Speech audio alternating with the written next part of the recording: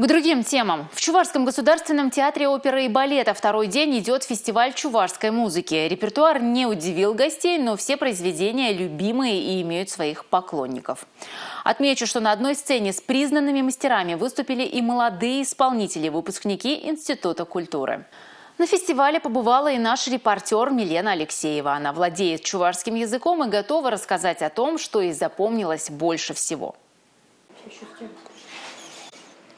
Пока в зрительном зале собирается публика, в гримерном цехе полным ходом идет подготовка к фестивалю чувашской музыки. Артисты готовятся к предстоящему выступлению, надевают сценические костюмы и гримируются. Артисты к выступлению готовились не один день. Приходили на распевку, исполняли партии, занимались с концертмейстером. Чувашская национальная музыка для нас, для меня, это очень большое значение имеет, потому что я сам по национальности чуваш. И с полной ответственностью готовились. Фестиваль чувашской музыки будет идти 4 дня. Первый день начался с известной оперы «Шевармань». Это красочный спектакль, демонстрирующий культуру и традиции чувашского народа. Хотелось бы, чтобы были такие вечера музыкальные, как музыкальные комедии на чувашском языке.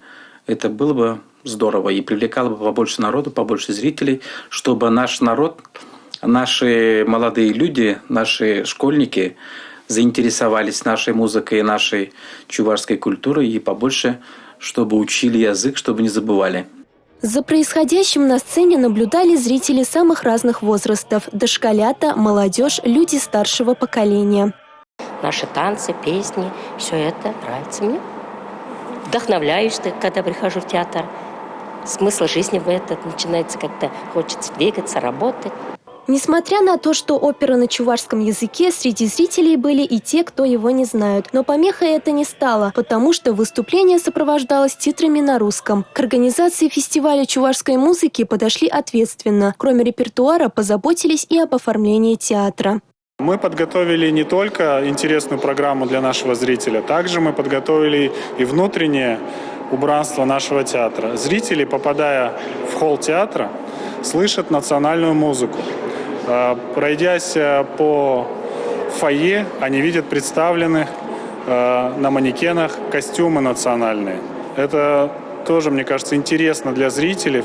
Национальная одежда притягивала все внимание посетителей. Гости подходили к манекенам, чтобы сфотографироваться. Сегодня зрители увидят балет «Сарбиге», а 5 февраля – оперу «Нарспи». Заключительным аккордом станет гала-концерт, который пройдет 6 февраля.